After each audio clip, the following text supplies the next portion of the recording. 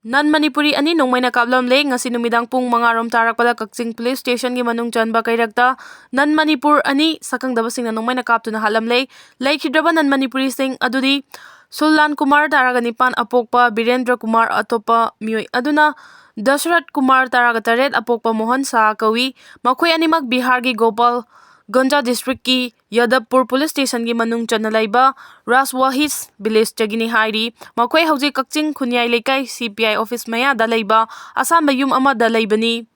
hairi makhoi animak Bihar dagi Prabhu Yadav kauba sinmi amagi makhada thabak soduna laibani ngasi wabawai Keithel gi mafam amada thabak sururaga halakpada Keirak Yahabung mapada sakangdabasing aduna nongmaina kaplambani hairi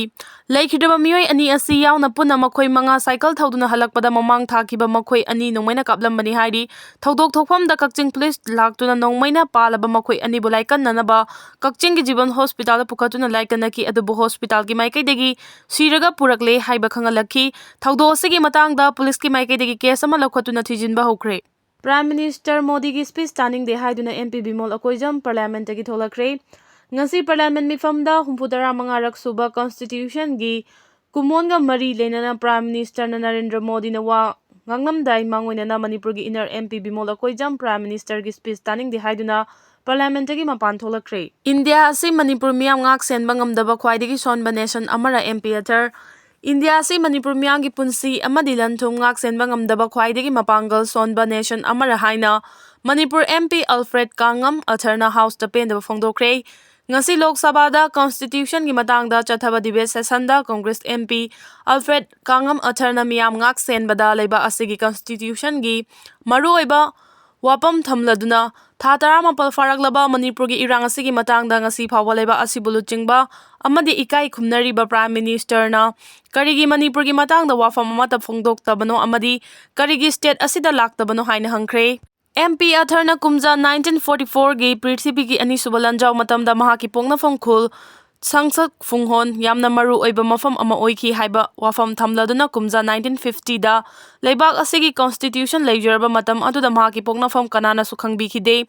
nation ama oina India gi khwaidagi maru oibadi pluralism ni haina su phongdokhi Nagaland gi Oching da kumja 2021 gi December marida Armed Forces na micham tarukhat kiba matam aduda Constitution kadai da leikibagi haina hangladuna mihat adugi daita matam adugi Defense Minister Rasnana pukhide haina marase ki masi leiba asegi yamna ikai ningai ni ekhoi asi India gi saruk ama natrabara Mamang chahi 2023 gi May ahumdagi Manipurda tha taramapal faraklaba irang asigi matangda aihangna amuk hana masigi matangda wa ngangningai leitre leiba asibu sembada achauba thodang laukiba imung amagi member ama oina amadi leiba asigi citizen ama oina justice ki damak hangba ngangba haibase ehaki hakni haina sufongdoki tha taramapal faraklaba Manipur gi irang asida ngasi phawba karigi Prime Minister na laktribano haibase Manipur gi miyam gi mihut ama oina ngasi su ehakna hangli ehaki nation asibu Manipur miyam ngak senba ngamdaba yamna sonma nation amara haina sufongdoki Chahi asigi June thada pangthokiba Parliament ki budget session da su MP Alfred Kangam atharna Manipur gi irang asina mayum thadok tuna lanjenariba nupi angang singi kholau ta dabara haina su Prime Minister da hangkibani Constitution gi debate asi ngarang Defense Minister Rasna na House ta haudokhibani debate asigi paukhum ngasi Prime Minister na piraba yai